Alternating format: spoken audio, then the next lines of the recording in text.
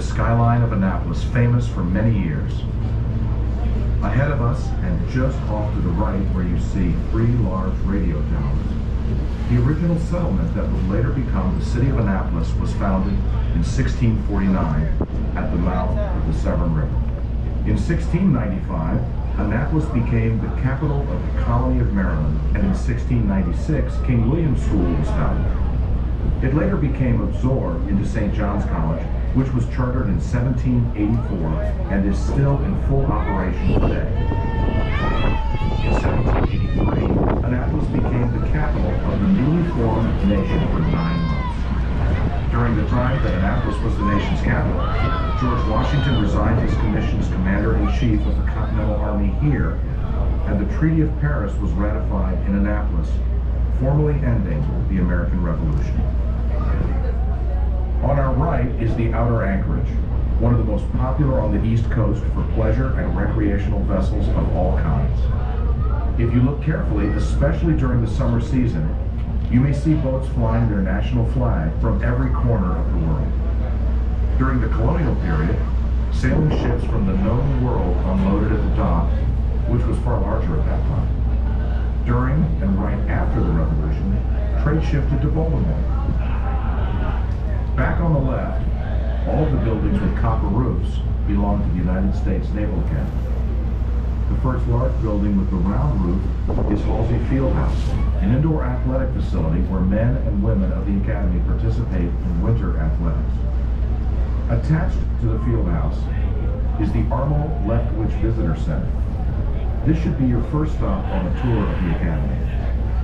The second building is Lejeune Hall, the swimming and wrestling facility. And the third building with the multicolored bricks is Ricketts Hall, the Naval Academy Athletic Association building. Attached to Mitchell Hall is the Levy Center and Jewish Chapel. Named for Commodore Uriah P. Levy, the 35,000 square foot facility boasts a 410-seat synagogue and an entranceway modeled after Thomas Jefferson's Monticello.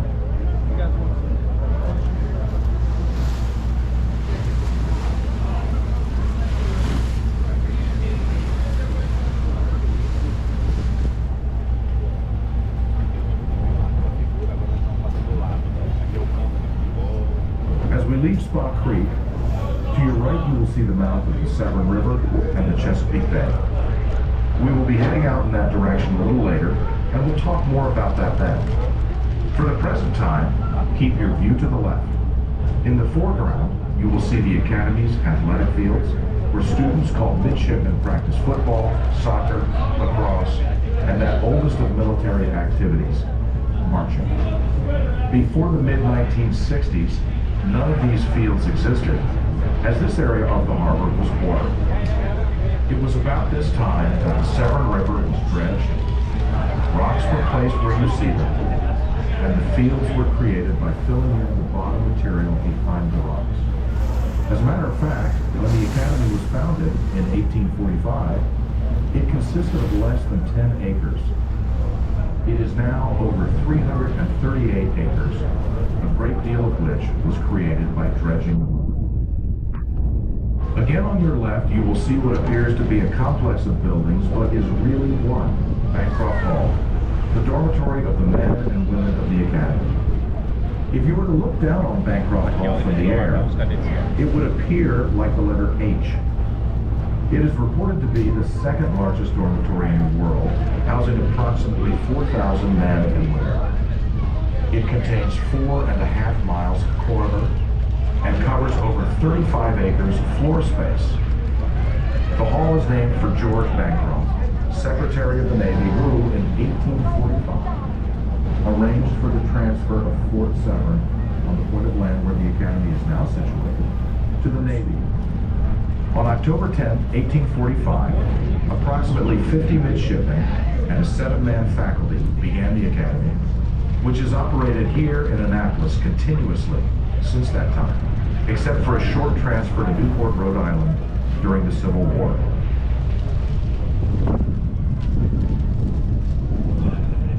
On our left, you will see a white mast with a damaged platform and several lights. This is the mast from the battleship Maine, which sunk in an explosion in 1898 in Havana Bay, Cuba. At that time, 260 men of the United States Navy died. The mast has stood here at the Academy since 1913 and is a memorial to these men. The lights on the mast were added many years ago. They are storm warnings to inform mariners of bad weather and the extent of how bad that weather will be.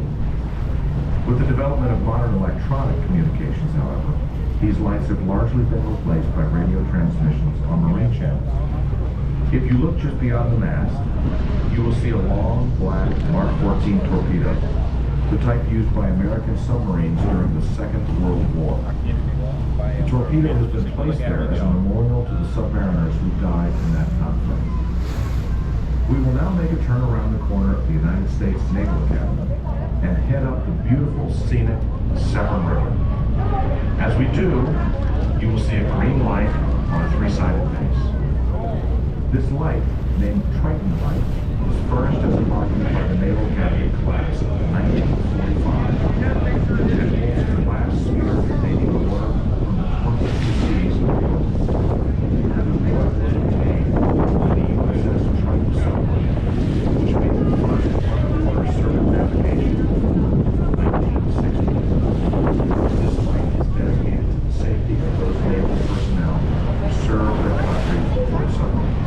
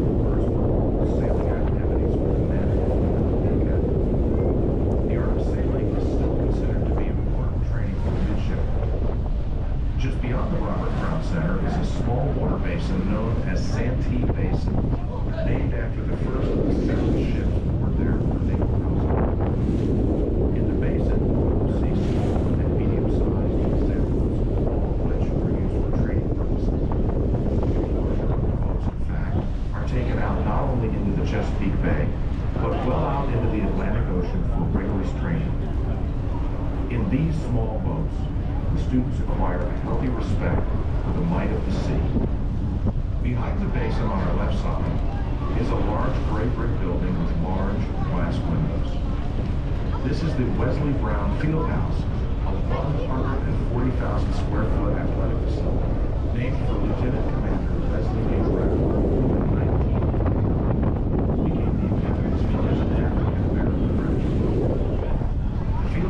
Facilities for physical education, varsity and intramural athletics, club sports, and personal fitness. It also offers a centralized medical facility conveniently located near the fields. The two buildings closest to you are known as Chauvenet and Michelson Halls. Michelson was one of the first Americans to win the Nobel Prize in Physics for accurately measuring the speed of light.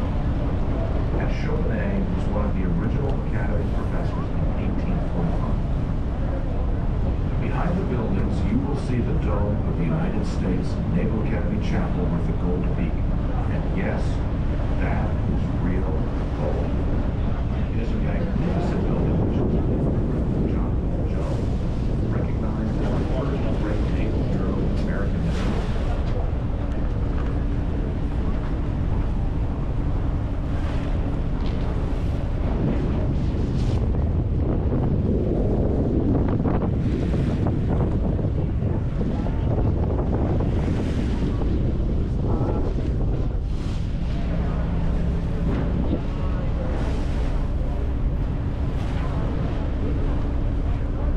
As we come alongside of Michelson and Chauvenet Halls, you can look between them and see the exterior of the chapel structure.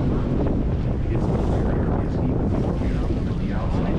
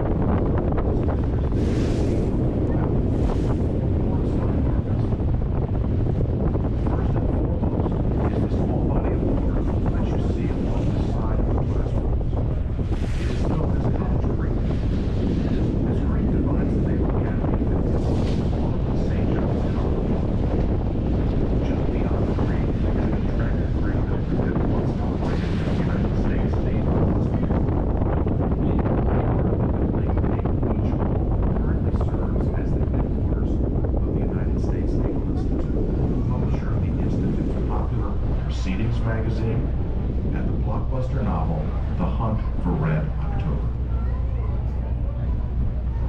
The two bridges you see spanning the Severn River are important arteries for the region's busy land traffic. The nearest, Route 450, is known as the Naval Academy Bridge and was completed in 1994. It carries local traffic between Annapolis and residential areas on the far side. The current bridge has replaced two earlier bridges, the first of which was built in 1886. The bridge in the background carries Route 50 and Route 301 traffic from the Washington, D.C. area and points south to the Chesapeake Bay Bridge and the eastern shore of Maryland.